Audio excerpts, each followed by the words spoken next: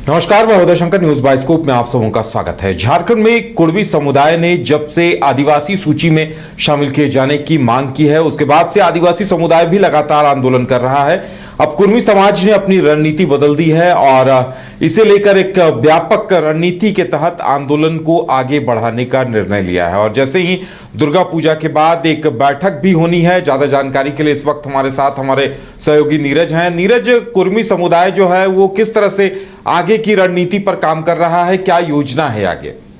देखिए, 20 तारीख को जो रेल टेका डहर छेका आंदोलन जो किया गया था राज्य में, वो काफ़ी प्रभावित था और उसके बाद कई तरह की जो बातें हैं वो सामने आई थी।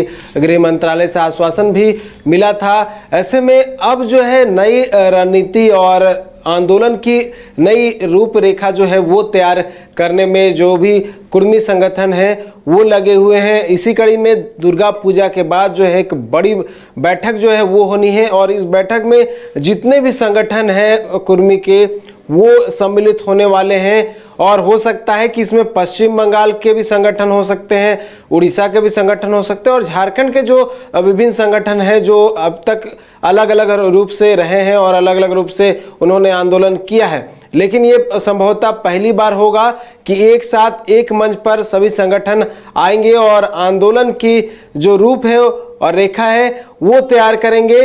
और ये कहा जा रहा है कि उसमें कई जो बुद्धिजीवी हैं वो भी आएंगे, यानी उन हर समाज के लोगों को जो है वो बुलाया जाएगा जो कुर्मी से संबंधित है, चाहे वो अधिवक्ता हो या फिर अलग अलग क्षेत्र में जो काम कर रहे हो, उन्हें बुलाया जाएगा और आंदोलन को कैसे और आगे बढ़ाना है और जो बैठक होनी है या फिर जो बातें रखनी है गृह मंत्रालय में जो वार्ता होनी है उसको लेकर भी रणनीति तैयार की जाएगी। किस तरह से अपने बातों को रखना है, कैसे और कौन सा ऐसे आधार रखे जाए, कौन सा ऐसे पक्ष रखा जाए जिसको गृह मंत्रालय जो है ठोस माने और उस आधार को मानते हुए जो उनकी मांग है कि कैसे एसटी में शामिल हो, ये जो है इस पर चर्चा की जा सकती है। तो काफ़ी महत्वपूर्ण ये बैठक मानी जा रही है और काफ़ी बड़ी बैठक होने वाली है। और ये भी कहा जा रहा है कि गुप्त तरीके से ये बैठक जो है वो नहीं, हालांकि अभी तक क्लियर नहीं हो पाया है कि बैठक कहाँ पे होगी, लेकिन बैठक जो भी जब भी होगी गुप्त तरीके से रखा जाएगा ताकि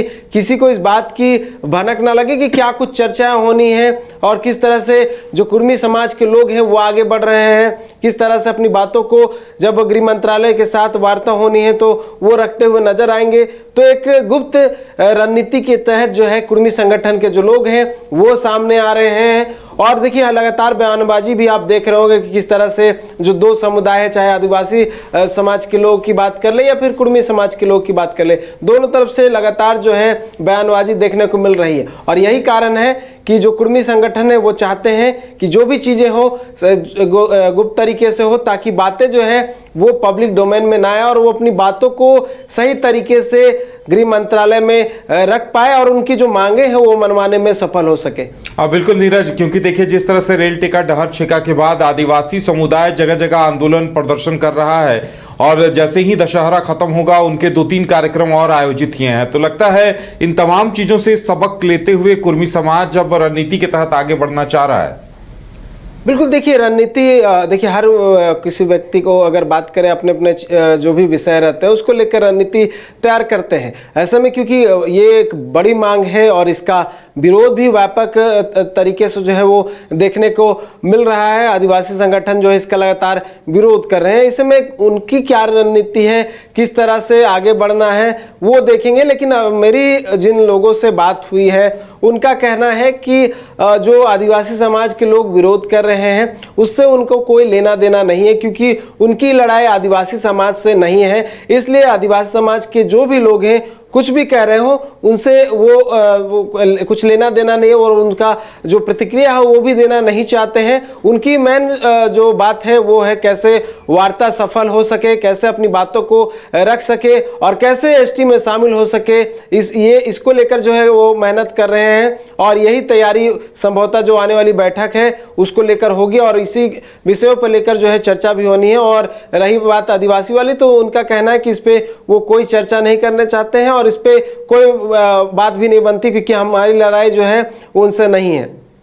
चलिए नीरज, हमारे साथ जुड़ने के लिए और तमाम जानकारी देने के लिए बहुत बहुत धन्यवाद। तो अब देखने वाली बात ये होगी कि कुर्मियों की जो ये रणनीति है कितनी कारगर साबित होती है और जो आदिवासी समाज विरोध कर रहा है उसका क्या कुछ असर दिखता है, ये भी देखने वाली बात होगी।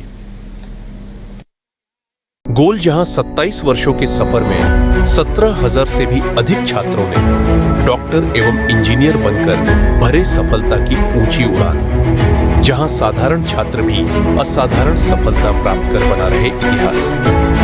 दूरदर्शी शिक्षाविद श्री विपिन सिंह के मार्गदर्शन में मेडिकल एवं इंजीनियरिंग के लाखों छात्रों के लिए आशा की किरण के रूप में गोल्ड रिजल्ट फैक्ट्री।